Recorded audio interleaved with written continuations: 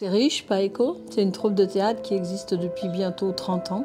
Ils ont mis une intensité dans leur jeu, dans leurs émotions et dans leurs personnages.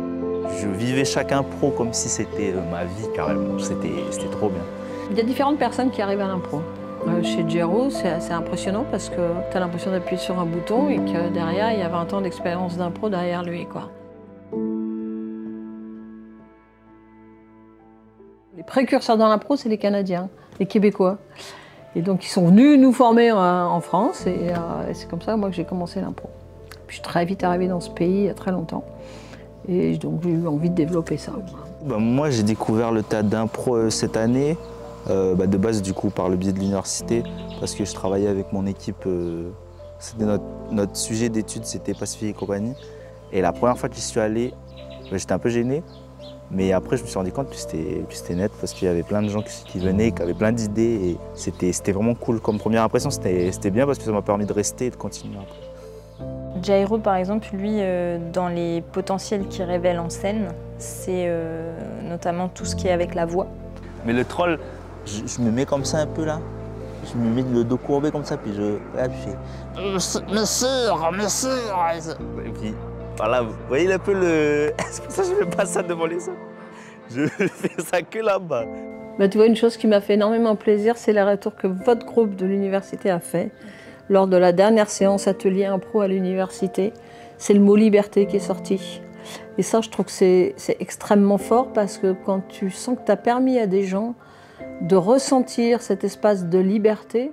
En fait, je trouve qu'il y a trop peu de moments dans la vie où tu peux dire n'importe quoi, tu peux te lâcher. Il y a qu'un cercle très fermé avec qui tu peux te permettre de dire n'importe quoi. Et là, en tas d'improvisation, tu as ce truc où tu te lâches.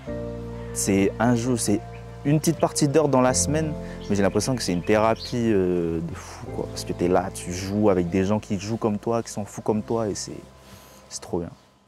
Ce week-end, on a une expérience aussi assez sympa qui va se produire où on va faire une Coupe des Étoiles.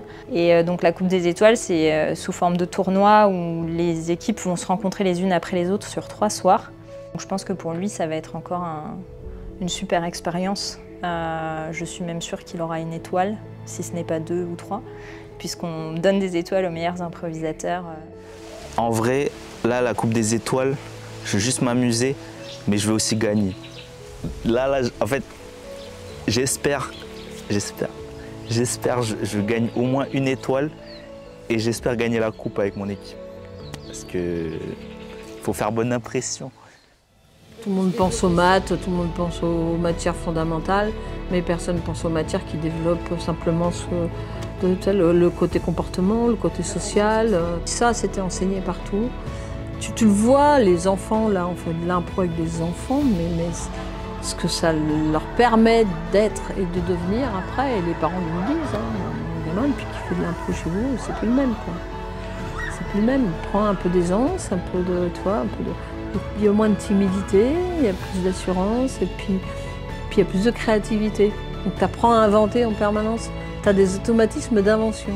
Tiens, je suis face à une situation, je ne sais pas quoi faire, je vais inventer. Tu vois. Inventez, soyez créatifs, sortez des normes sociales, créez. Soyez fous.